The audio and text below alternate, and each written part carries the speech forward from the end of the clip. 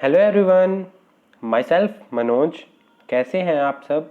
I hope आप सब अच्छे होंगे। आज हम यहाँ पे डिस्कस करेंगे हमारा ऑर्डिनरी डिफरेंशियल इक्वेशन से यूनिट सेकंड। यूनिट सेकंड में एक पार्ट हम ऑलरेडी डिस्कस कर चुके हैं। आज हमारा सेकंड लेसन होगा यूनिट सेकंड से। आज हम यहाँ पर क्वेश्चंस डिस्कस करेंगे। इससे प्रीवियस वीडियो में हमने मैट्रिक्स मेथड सीखा था। मैट्रिक्स मेथड है किस तरह से आपको क्वेश्चन सोल्व करना है, वो बेसिक फॉर्मेशन हमने सीखी थी कि क्या स्ट्रेटेजी रहेगी, किस वे में हम क्वेश्चन को सोल्व करेंगे।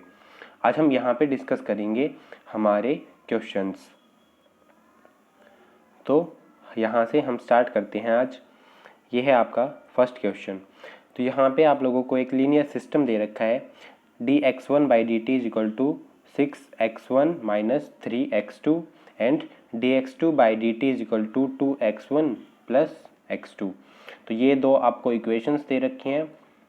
हमें क्या करना है, हमें इस लीनियर सिस्टम को सोल्व करना है। ठीक है, यहाँ पे लीनियर सिस्टम है तो यहाँ पे हम देखेंगे कि जो x1 और x2 हैं वो हमारे t के फंक्शंस हैं और वो हमारे अननोन फंक्शंस हैं। किसके? Independent variable t। तो हमें x1 और x2 की वैल्यूज़ फाइंड आउट करनी है। मेन मोटिव हमारा ये है। ठीक है, तो उसके लिए हम क्या करेंगे, जो हमारे पास x1 और x2 फंक्शंस दे रखे हैं ना t के, हमें उसकी वो वैल्यूज़ निकालनी है जो इन दोनों इक्वेशंस को एक साथ सेटिस्फाई करे। ठीक है, और उसके लिए हम यूज़ करेंगे मैट्रिक्स मेथड। तो सबसे पहले हम एक मैट्रिक्स बनाएंगे कैपिटल X। कैपिटल X क्या होगी, यहाँ पे हमारी 2x1 की एक कॉलम मैट्रिक्स होगी जिसमें के एलिमेंट्स क्या होंगे, x1t and x2t। Okay, then x हमें दे रखा है और a होगा हमारा, a मैट्रिक्स होगी हमारी जो हमें कॉन्स्टेंट्स, लीनियर कॉन्स्टेंट्स, जो हमें रियल कॉन्स्टेंट्स जो हमें यहाँ पे क्वेश्चन में दे गिवन है।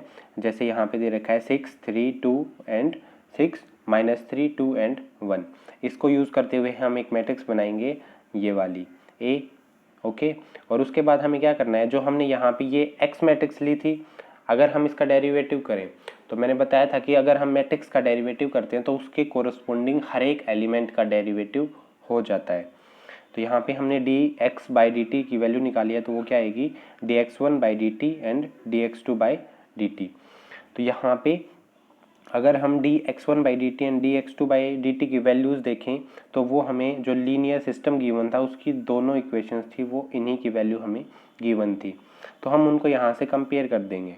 ठीक है, जैसे अगर हम यहाँ से इन दोनों को कंपेयर करेंगे एलिमेंट्स को, तो हमें क्या मिलेगा, dx1 by dt is equal to, जैसे इस तरह से हमें ये मिल जाएगा dx1 by dt is equal to 6x1 minus 3x2। ठीक है, और यही हमें एक फर्स्ट जो हमारी इक्वेशन गिवन थी वो ये थी। सेकंड हम यहाँ से निकालेंगे तो सेकंड इक्वेशन भी हमें मिल जाएगी। तो उसी का यूज़ करते हुए जस्ट हमने जो हमें लीनियर सिस्टम गिवन था उसको मैट्रिक्स फॉर्म में चेंज करेंगे। तो यहाँ पे अब मेन मोटिव हमारा ये होता है कि इसको हम किस तरह से सेपरेट करके लिखें प्रोडक्ट की फॉर्म में। तो यहाँ पे मैंने आपको बताया था कि अगर यहाँ पे इस टाइप से जो हम इक्वेशंस यूज़ करते हैं, ये नॉर्मली आपका हमेशा a इंटू एक्स बनेगा। ठीक है, a हमारा यहाँ पे क्या होगा, वो होगा हमारा रियल कॉन्स्टेंट्स की मैट्रिक्स, और x मैट्रिक्स होगी जो हमने अभी अज्यूम की थी अननोन फंक्शंस के लिए, वो मैट्रिक्स। ठीक है, तो अगर हम यहाँ पे इसको इस तरह से लिख दें तो यहाँ पे आप चाहें तो इसकी रो बाई कॉलम मल्टीप्लिकेशन करके निकाल सकते हैं। यहाँ से अगर आप इसको सोल्व करेंगे तो आपको ये वाली इक्वेशन मिल जाएगी। ठीक है, यानी कि 6 इंटू x1 माइनस करेंगे 3 इंटू x2, ये एलिमेंट आ जाएगा। और इस ये क्या है, ये है हमारी a मैट्रिक्स और ये है हमारी x मैट्रिक्स। तो यहाँ से हमें क्या मिल गया, तो यहाँ पे हमारी जो मेन इक्वेशन हमें मिली है वो ये है d capital X by d t is equal to a into capital X। ये हमारी काफ़ी इम्पोर्टेंट है, इस इक्वेशन का हम यूज़ करेंगे। अब हमें क्या मिल गया कि जो हमारी इक्वेशन फिफ्थ है ना, ये हमें कंप्लीट जो हमारा लीनियर सिस्टम गिवन था उसके कोरस्पोंडिंग हमें एक सिंगल इक्वेशन मिल गई। पहले हमें दो इक्वेशंस गिवन थी, अब उसके कोरस्पोंडिंग हमने एक सिंगल डिफरेंशियल इक्वेशन फॉर्म कर ली है, ये वाली जो है हमारी इक्वेशन 5 में। अब हमारा टारगेट क्या होगा? अब हमारा टारगेट होगा कि हम कैपिटल एक्स की वैल्यू निकाल दें। अगर हम कैपिटल एक्स की वैल्यू निकाल देंगे तो हमारी वैल्यूज़ आ जाएंगी x1 की और x2 की। ठीक है, तो हमने यहाँ पे देखा कि जो x की जगह पर अगर हम यहाँ पे 0 पुट कर दें, कैपिटल x की जगह पे 0, या फिर आप इसको बोलिए, देखिए 0 बोल सकते हैं। वैसे यहाँ पे जो ये है x, ये एक नल मैट्रिक्स है, क्योंकि x एक मैट्रिक्स है, तो 0 यहाँ पे नहीं है। ये नल मैट्रिक्स की नोटेशन है जिसको कैपिटल O से रिप्रेजेंट हम करते हैं। नॉर्मली 0 भी बोल दिया जाता है, बट वो ज़्यादा इशू नहीं करता। जस्ट आपको ये ध्यान में रखना है कि जो x है ना, ये मैट्रिक्स है, तो अगर हम 0 पुट करेंगे तो उसके हर एक एलिमेंट की वैल्यू 0 पुट होगी।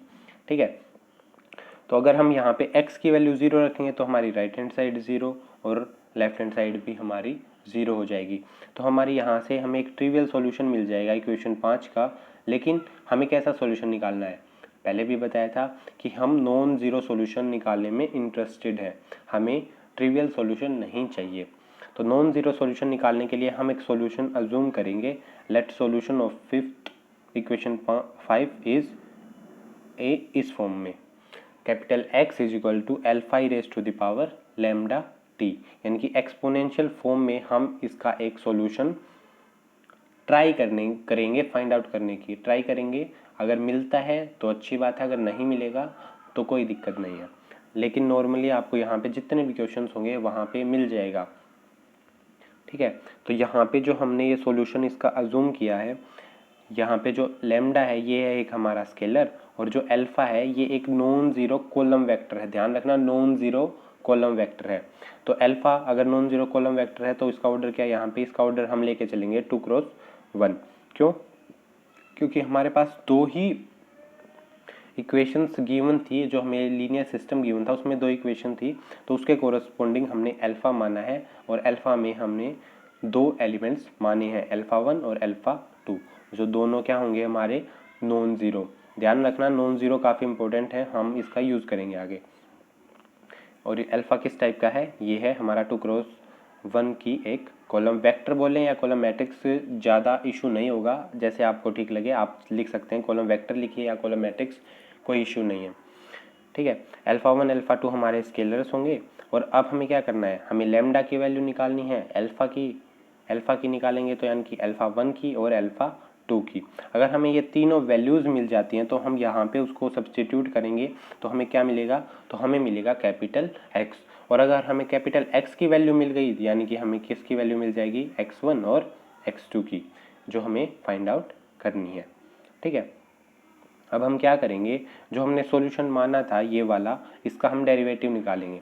अगर हम इसका डेरिवेटिव निकालते हैं तो लेफ्ट हैंड साइड में क्या हो जाएगा? x का डेरिवेटिव करेंगे तो dx/dt, और यहाँ पे राइट हैंड साइड में अगर हम डेरिवेटिव निकालेंगे तो अल्फ़ा कांस्टेंट है, अल्फ़ा एज इट इज़ रहेगा।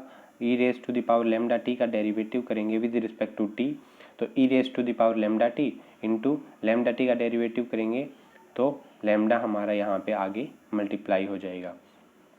वही चीज़ यहाँ पे ये आपको लिख रखी है। ठीक है, तो यहाँ पे क्या हो गया? ये वैल्यू आ गई है हमारी dx/dt की, और x क्या है? x है ये वाला, और यहाँ पे अगर हम अल्फ़ा की वैल्यू सब्स्टिट्यूट कर देंगे तो x को हम इस फॉर्म में भी लिख सकते हैं।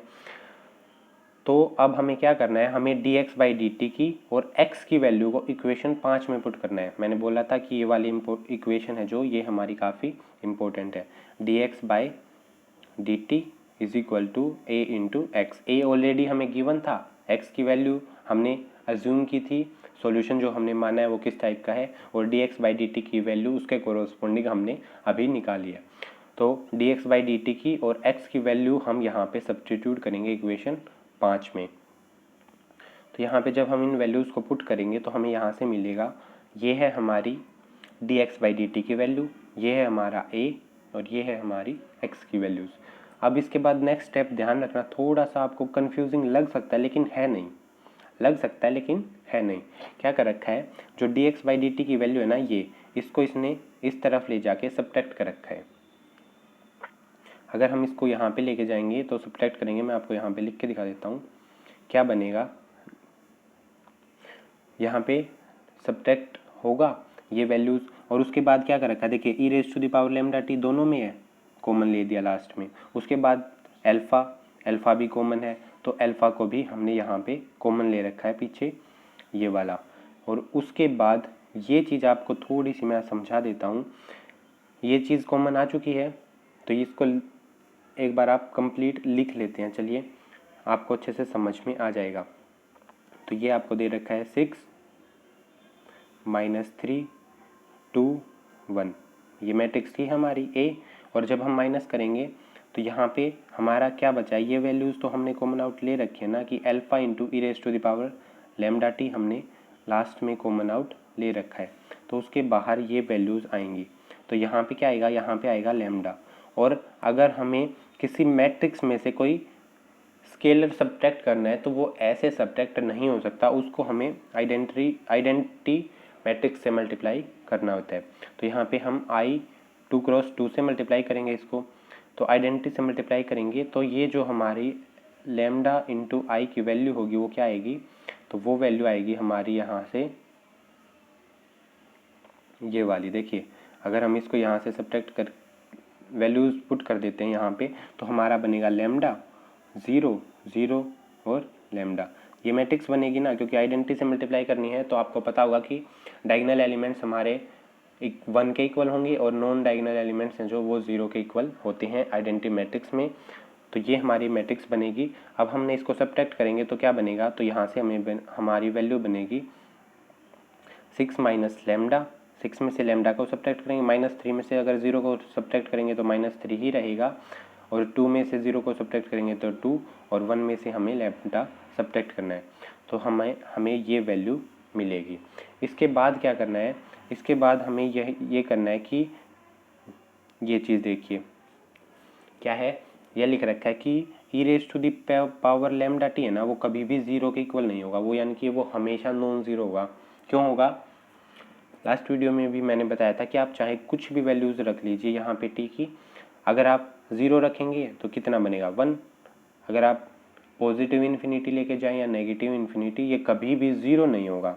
ठीक है, वैल्यू कुछ ना कुछ आएगी लेकिन कभी भी 0 के इक्वल नहीं आ सकती। एक्सपोनेंशियल फंक्शन हमने इसीलिए एज्यूम किया है ताकि हमें नॉन ज़ीरो सॉल्यूशन मिल जाए। उसके बाद अगर यहाँ पे इसकी वैल्यू 0 नहीं है और ये प्रोडक्ट है जो कंप्लीट ये 0 के इक्वल है, तो यानी कि जो बच गई ये दोनों मैट्रिक्स की मल्टीप्लिकेशन वो 0 के इक्वल होगी। यही स्टेप इसने यहाँ पे लिख रखा है। अब इसके बाद क्या कहता है कि जो हमारा अल्फा मैट्रिक्स था ना, जो हमने एज्यूम किया था, वो नॉन ज़ीरो था और हमें नॉन ज़ीरो सॉल्यूशन निकालना है। तो नॉन ज़ीरो सॉल्यूशन निकालना है तो यानी कि इसको तो हम नॉन ज़ीरो लेके चलेंगे ना, हमने बताया है पहले भी कि जो हमारा अल्फा है वो नॉन ज़ीरो है। तो इसका मतलब है कि जो हमारी ये मैट्रिक्स बनी है ना, ये वाली जो मैट्रिक्स बनी है, इसका डिटर्मिनेंट ही 0 होगा। इसका डिटर्मिनेंट अगर 0 होगा तो हम उसको 0 के इक्वल पुट कर देंगे यहाँ पे। अगर हमने यहाँ पे इसको 0 के इक्वल पुट कर दिया ना, तो इसका मतलब क्या है कि यहाँ पे अगर डिटर्मिनेंट 0 के इक्वल हमने सब्सटीट्यूट कर दिया तो यहाँ से हमें ये चीज़ कंफर्म हो जाएगी कि जो इसके सॉल्यूशंस होंगे ना, वो कितने होंगे, वो होंगे इनफाइनाइटली मैनी। तो इनफाइनाइटली मैनी सॉल्यूशंस निकलेंगे। क्यों, क्योंकि आपको पता होगा कि किसी भी मैट्रिक्स का अगर डिटर्मिनेंट नॉन ज़ीरो होता है तो हमारा यूनिक सॉल्यूशन होता है। अगर 0 के इक्वल है और अगर डिटर्मिनेंट 0 के इक्वल होता है तो वहाँ पे जो सॉल्यूशन के केस बनते हैं वो 2 केस बनते हैं, या तो हमारा होगा इनफाइनाइट सॉल्यूशन का या होगा हमारा नो सॉल्यूशन का केस। तो नो सॉल्यूशन का केस तो बनेगा नहीं। क्यों नहीं बनेगा, क्योंकि x इक्वल टू 0 एक ट्रिवियल सॉल्यूशन तो हमारे पास ऑलरेडी है। ठीक है, यानी कि अगर एक है तो कितने होंगे, इनफाइनाइट। नो सॉल्यूशन का केस तो यहाँ से रिजेक्ट हो गया ना, क्योंकि x equal to 0 trivial solution हमेशा एग्जिस्ट करेगा, और वो करेगा तो इसका मतलब कितने सॉल्यूशन एग्जिस्ट करेंगे, तो इसके सॉल्यूशन एग्जिस्ट करेंगे हमारे इनफाइनाइट। ठीक है, तो हमने यहाँ पे इस डिटर्मिनेंट को 0 के इक्वल पुट किया है, तो यहाँ पे क्रॉस मल्टीप्लाई करके इसको सोल्व करेंगे तो यहाँ से क्या आएगा, यहाँ से हमें ये इक्वेशन मिलेगी lambda square minus 7 lambda plus 12, और इसको हम सोल्व करेंगे तो हमें लैम्डा की वैल्यूज़ मिलेंगी। एक वैल्यू मिलेगी 3 और एक वैल्यू मिलेगी 4। सिंपल सी है, ज़्यादा कोई यहाँ पे कैलकुलेशन टफ नहीं है, आप इजीली इसको सोल्व कर सकते हैं। इन दोनों की प्रोडक्ट करेंगे और माइनस करेंगे इन दोनों की प्रोडक्ट। डिटरमिनेंट हम इसी वे में सोल्व करते हैं, तो ये चीज़ आपको काफ़ी इजीली आप इसको सोल्व कर सकते हैं। यहाँ पे ये ध्यान रखना कि ये इक्वल टू 0 है, ठीक है। यहाँ पे लिख नहीं रखा, ये सिर्फ इसने ये डिटरमिनेंट की वैल्यू इस तरफ निकाली और ये इक्वल टू 0 है क्योंकि राइट हैंड साइड 0 है। तो यहाँ से हमें लैम्डा की वैल्यूज़ मिल गई हैं। तो हमारा यहाँ पे एक पार्ट यहाँ पे ये कंप्लीट हो गया कि हमें जो लैम्डा की और अल्फ़ा 1 और अल्फ़ा 2 की वैल्यू निकालनी थी, तो हमें ये वैल्यू मिल गई। अब हम इसके कोरस्पोंडिंग अल्फ़ा 1 और अल्फ़ा 2 निकालेंगे। लैम्डा की 2 वैल्यूज़ हैं तो उसके कोरस्पोंडिंग हमें अल्फ़ा की भी 2 वैल्यूज़ मिलेंगी। तो हम पहले लेके चलते हैं कि जो हमारी लैम्डा की वैल्यू है वो 3 के इक्वल है। तो यहाँ से हमें क्या मिल गया, जो लैम्डा है ना, ये है हमारा आइगन वैल्यू होगी, ठीक है, किसकी, मैट्रिक्स ए की corresponding to eigen vector alpha. Eigen vector की वैल्यू अब हम निकालेंगे आइगन वैल्यू के कोरस्पोंडिंग, यानी कि लैम्डा के कोरस्पोंडिंग अब हम अल्फ़ा की वैल्यूज़ निकालेंगे। कहाँ से, तो वो हम इक्वेशन 9 का यूज़ करते हुए निकालेंगे, क्योंकि हमें नॉन ज़ीरो सॉल्यूशन निकालना है। तो यहाँ पे हम लैम्डा की वैल्यू सब्स्टिट्यूट करेंगे, एक बार 3 एक बार 4, और उसके कोरस्पोंडिंग यहाँ पे अल्फ़ा 1 अल्फ़ा 2 की वैल्यूज़ निकालेंगे। तो यहाँ पे हम पहले पुट करते हैं कि लैम्डा की वैल्यू है वो है 3 के इक्वल। तो लैम्डा अगर 3 के इक्वल है तो इक्वेशन हमारी 9 है वो क्या बन जाएगी, 6 - 3। लैम्डा की वैल्यू यहाँ पे सब्स्टिट्यूट है और यहाँ पे 1 - 3 यहाँ पे भी सब्स्टिट्यूट कर रखी है। तो उसके बाद यहाँ पे इसको इसने मल्टीप्लाई करके सोल्व कर रखा है। रो बाय कॉलम मल्टीप्लिकेशन करेंगे और ये 0 के इक्वल है, तो यहाँ पे हम इसको 0 0 इस टाइप से मैट्रिक्स बना सकते हैं। और फिर अगर हम एलिमेंट्स को कंपेयर करेंगे तो एक हमें मिलेगा, तो यहाँ पे देखिए जब हम इन मैट्रिक्स की मल्टीप्लिकेशन करेंगे रो बाय कॉलम, तो हमें मिलेगा 3 अल्फ़ा 1 माइनस 3 अल्फ़ा 2 और 2 अल्फ़ा 1 माइनस 2 अल्फ़ा 2, ये एलिमेंट्स मिलेंगे। और राइट हैंड साइड में 0 है, इसका मतलब 0 0 एक 2 क्रॉस 1 की कॉलम मैट्रिक्स से हम इसको कंपेयर करेंगे। तो जब हम एलिमेंट्स को कंपेयर करेंगे तो हमें एक इक्वेशन मिलेगी ये 3 alpha 1 minus 3 alpha 2 equal to 0, और एक इक्वेशन मिलेगी 2 alpha 1 minus 2 alpha 2 equal to 0। तो यहाँ पे क्या चीज़ है, यहाँ पे ये चीज़ है कि जो दोनों इक्वेशंस हमें मिली है ना, ये दोनों इक्वेशन सेम ही है। तो ये दोनों इक्वेशंस हमें सेम मिली हैं, तो हमें दोनों सोल्व करने की ज़रूरत नहीं है, क्योंकि यहाँ से देखिए 3 से डिवाइड कर देते हैं। अगर हम इस इक्वेशन को 3 से डिवाइड करेंगे तो हमें इक्वेशन मिलेगी alpha 1 minus alpha 2 equal to 0, और यहाँ से 2 से डिवाइड करेंगे तो भी हमें मिलेगी alpha 1 minus alpha 2 equal to 0। जब दोनों इक्वेशन सेम है तो हम चाहे एक से वैल्यू निकालें चाहे दोनों से, आंसर हमारा सेम रहेगा। तो यहाँ पे सेम है तो हम एक से ही वैल्यूज़ निकाल सकते हैं, तो हमें एक सोल्व करनी है। और अब हम अगर एक इक्वेशन को सोल्व कर रहे हैं, यानी कि जो हमारी एक इक्वेशन बनी है वो क्या है, alpha 1 minus alpha 2 equal to 0। यहाँ पे वेरिएबल्स हैं जो वो 2 हैं और इक्वेशन एक है, यानी कि एक की वैल्यू हम अपने अकॉर्डिंग अज्यूम कर सकते हैं। तो हमने यहाँ पे ले लिया कि जो अल्फ़ा 1 है उसकी वैल्यू है 1। अल्फ़ा 1 की वैल्यू अगर हम 1 पुट करते हैं तो यहाँ से अगर इक्वेशन को सोल्व करेंगे तो क्या मिलेगा, अल्फ़ा 1 इक्वल टू अल्फ़ा 2। और अगर अल्फ़ा 1 की वैल्यू हम 1 लेंगे तो अल्फ़ा 2 की भी वैल्यू कितनी आएगी, यहाँ से ये भी 1 आएगी। तो यही चीज़ यहाँ पे लिख रखी है। तो हमारा जो इसके कोरस्पोंडिंग आइगन वेक्टर आया है, किसके corresponding, eigen value lambda equal to 3 थी जो, उसके कोरस्पोंडिंग जो हमारा आइगन वेक्टर आया है, ठीक है, वो क्या है, उसको हमने नोटेशन दी है, सॉरी उसको हमने नोटेशन दी है अल्फ़ा, और ऊपर लिख रखा है 1। इसका यहाँ पे हम ये है कि जो हमारी लैम्डा की फर्स्ट वैल्यू थी यानी कि 3, उसके कोरस्पोंडिंग ये वैल्यू हमें मिली है, ताकि आपको कन्फ्यूज़न ना हो, क्योंकि हम लैम्डा इक्वल टू 4 के लिए भी वैल्यू निकालेंगे। तो वहाँ पे आप इसको नोटेशन को अल्फ़ा 2 यूज़ कर लेंगे। तो यहाँ से हमें अल्फ़ा की वैल्यू मिल गई है ये, ठीक है। अब हम निकालते हैं लैम्डा की वैल्यू 4 लेके। अगर लैम्डा की वैल्यू 4 है तो हम इक्वेशन 9 में पुट करेंगे लैम्डा की वैल्यू 4। तो यहाँ पे देखिए इक्वेशन 9 थी हमारी ये, तो 6 - 4 करेंगे 2, 1 - 4 करेंगे तो हमारा -3। तो ये वैल्यूज़ यहाँ से मिलेंगी। और अगर हम इनको रो बाय कॉलम मल्टीप्लिकेशन से सोल्व करते हैं तो हमें यहाँ से 2 इक्वेशंस मिलेंगी, ये। अब की बार भी दोनों इक्वेशन सेम हैं तो हम एक का यूज़ करके ही आंसर निकाल सकते हैं। तो यहाँ से क्या आएगा 2α1 माइनस 3α2 इक्वल टू 0। ये एक इक्वेशन है, इसको हमें सोल्व करना है। तो अगर हम इस इक्वेशन को सोल्व करेंगे तो कैसे करेंगे, देखिए सिंपल सा होता है, ये थोड़ा सा कैलकुलेटिव पार्ट है। वैसे तो आप जैसे चाहें यहाँ पे, अब फिर से वही बात है कि आपके पास वेरिएबल हैं, वो है α1 और α2, इक्वेशन एक है, वेरिएबल दो हैं, तो एक की वैल्यू आप अपने अकॉर्डिंग पुट कर सकते हैं। यहाँ से आपका क्वेश्चन मैच नहीं करेगा, ये ध्यान रखना। यहाँ से आगे यानी कि लैम्डा की वैल्यूज़ तक क्वेश्चन आपका सेम रहेगा।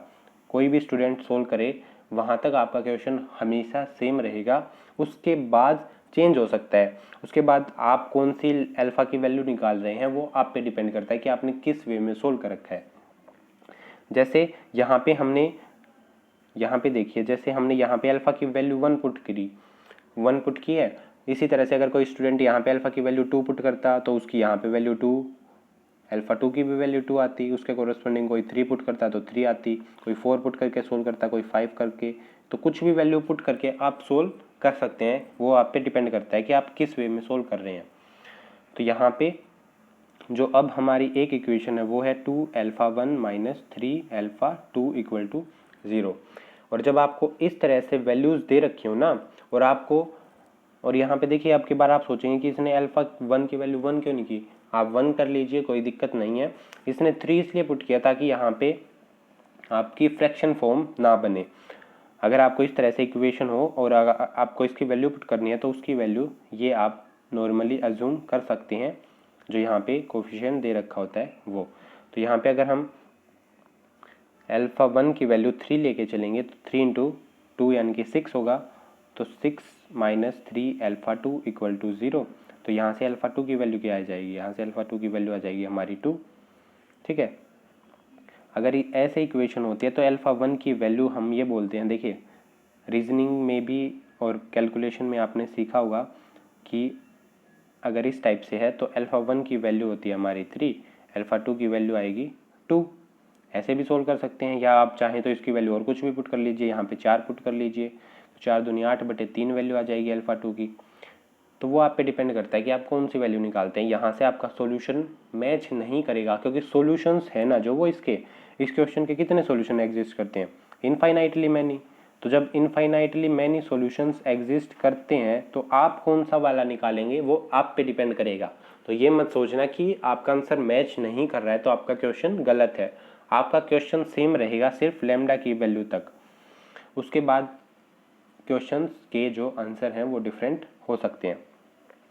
तो यहाँ पे हमने α1 की वैल्यू 3 लिया है, उसके कोरस्पॉन्डिंग α2 की वैल्यू आई है 2। तो ये है हमारा कोरस्पॉन्डिंग आइगन वेक्टर जो बनेगा वो बनेगा α2 इक्वल टू 3 2। ठीक है, 2 कोरस्पॉन्ड की कॉलम वेक्टर। तो कंप्लीट सॉल्यूशन कैसे निकलेगा, कंप्लीट सॉल्यूशन हम ऐसे निकालते हैं, स्केलर से मल्टीप्लाई करेंगे इनटू ये हमारी x की वैल्यू, जब हमारी लैम्डा की वैल्यू कितनी थी 3, और उसी के कोरस्पॉन्डिंग जो हमारा अल्फा आया था वो वैल्यूज़ पुट कर रखे हैं ये वाला। ठीक है, और यहाँ पे सेकंड में क्या करेंगे, फिर किसी अनदर स्केलर से मल्टीप्लिकेशन करेंगे और फिर वही e⁻λ की वैल्यू और यहाँ पे लैम्डा के कोरस्पॉन्डिंग अल्फा की वैल्यूज़ पुट करके उनका सम। इस तरह से हम कंप्लीट सॉल्यूशन निकालते हैं। अब इसको थोड़ा सा सिंप्लीफाई करके आप चाहें तो लिख सकते हैं, यहाँ तक करेंगे तो भी क्वेश्चन आपका गलत नहीं होगा। इसके बाद इसने क्या कर रखा है, देखिए इसने कर रखा है कि जो हमारा कैपिटल X था उसकी वैल्यूज़ पुट कर दी और यहाँ पे इन वैल्यूज़ को मल्टीप्लाई करके सोल्व कर लिया। C1 स्केलर है, अंदर मल्टीप्लाई करेंगे तो C1 होगा इंटू e⁻3t ये बनेगा, और C2 e⁻3t C1 सॉरी, यहाँ पे ये वैल्यू भी 1 आएगी आपकी फर्स्ट मैट्रिक्स जब हम सोल्व करेंगे। C1 e⁻3t ये तो होगा हमारा फर्स्ट मैट्रिक्स, प्लस में है हमारा C2 e⁻4t, यहाँ पे 3 भी आएगा क्योंकि अल्फ़ा की वैल्यू ये है, और एक आएगी हमारी C2 इंटू 2 इंटू e⁻4t। तो ये दोनों हमारे मैट्रिक्स बने हैं। अब हम इनका सम निकालेंगे, तो C1 e⁻3t plus C2 into 3 into e⁻4t। तो ये चीज़ इसने यहाँ पे लिख रखी है, ठीक है। C1 e⁻³ plus 3C2 into e⁻⁴t। उसके बाद क्या कर रखा है, उसके बाद कंपेयर कर रखा है, इनको कंपेयर करके x1 x2 की वैल्यूज़ मिल गई हैं। x1 x2 की वैल्यूज़ ही तो निकालनी थी ना, अननोन फंक्शंस तो वही थे हमारे। यहाँ तक आप क्वेश्चन छोड़ सकते हैं, थोड़ा सा इनकम्प्लीट लगेगा, गलत नहीं है, कर सकते हैं, लेकिन थोड़ा सा इनकम्प्लीट लगेगा क्योंकि x हमने कैपिटल X था जो, वो हमने खुद से ज्यूम किया था, उसकी वैल्यूज़ हमें फाइंड आउट नहीं करनी थी, हमें वैल्यूज़ फाइंड आउट करनी थी x1 की और x2 की। तो अगर आप यहाँ तक निकालेंगे तो और बेटर रहेगा, वैसे यहाँ तक छोड़ सकते हैं, ठीक है, कोई इशू नहीं है, बट यहाँ तक करेंगे तो और बेटर है। चाहे तो यहाँ पे ऐसे मैट्रिक्स बना के छोड़ दीजिए या फिर आप इसको सोल्व करके दिखा दीजिए, आप पे डिपेंड करता है, ठीक है। तो ये होगा हमारा x1 की वैल्यू क्या आएगी, C1 into e⁻³ plus 3C2 into e⁻⁴t, और x2 की वैल्यू आएगी C1 e⁻³ plus 2 into C2 into e⁻⁴t। यहाँ पे जो C1 C2 है वो क्या है हमारे, वो हैं कॉन्स्टेंट्स। ओके, तो ये था हमारा क्वेश्चन फर्स्ट। नेक्स्ट वीडियो में हम एक 3 क्वेश्चन से रिलेटेड डिस्कस करेंगे।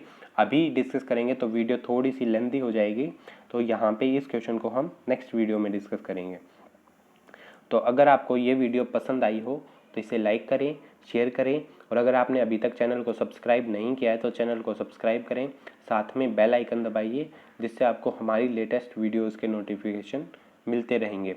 और अगर आपकी कोई क्वेरीज़ या कोई सजेशंस हों तो वो आप कमेंट बॉक्स में बता सकते हैं, मैं आपके कमेंट का रिप्लाई ज़रूर दूंगा, ठीक है। तो अब हम मिलेंगे नेक्स्ट वीडियो में, तब तक के लिए have a nice day and bye.